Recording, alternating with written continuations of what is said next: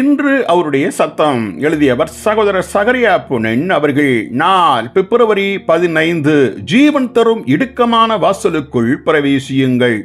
மத்தேயு 5, 6, 7 அதிகாரங்களில் இயேசு விவரித்த வெற்றியுள்ள வாழ்க்கையில் அநேகருக்கு விசுவாசம் இருப்பதில்லை. இவ்வதிகாரங்களை வாசித்தவுடன் இப்படிப்பட்ட ஜீவியம் இவ்வுலகில் சாத்தியமில்லை என்று சொல்லுவார்கள். கானான் தேசத்தை வேவு பார்த்து அதனுள் பிரவேசிப்பது கூடாத காரியம் என்று கூறிய 10 வேவுக்காரர்களுக்கே ஒப்பாய் இருக்கிறார்கள். என்னாகமம் 13 அதிகாரம் 14 வசனம். தங்களை விசுவாசிகள் என்று அநேகர் அழைத்து கொண்டாலும் இவர்களுடைய அவிசுவாசத்தின் கொழுமை ஜீவனுக்குள் நடத்தும் இடுக்கமான வாசலுக்குள் பிரவேசிக்க ஒவ்வாது. நாம் வாழும் இவ்வுலகம் தேவன் பேரில் அவிசுவாசத்தினால் நிறைந்து இருக்கிறது.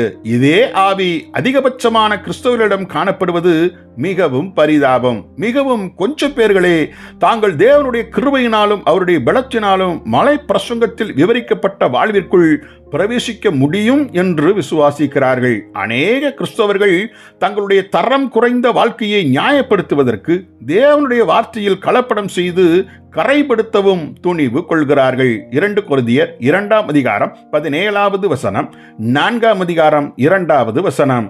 சிலர் மலைப்பிரசங்கத்தை யூதர்களுக்கு உரியது என்று கூட துணிந்து தர்க்கிக்கிறார்கள். பலர் அசட்டையாய் புறக்கணிக்கிறார்கள்.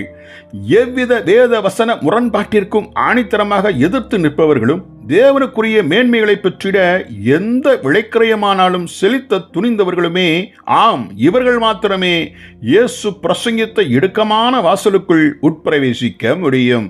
இவர்களே இன்றைய கிறிஸ்தவ தலைவர்களாக கருதப்படுபவர்கள் இடமிருந்து உருவாகும் எதிர்ப்புகள், பொய்யான குற்றச்சாட்டுகள், தவறாய் புரிந்து கொள்ளப்படுதல், பயமுறுத்தப்படுதல் போன்ற தடைகளையெல்லாம் மீறி இக்குறுகிய வாசலுக்குள் உட்பிரவேசிப்பார்கள்.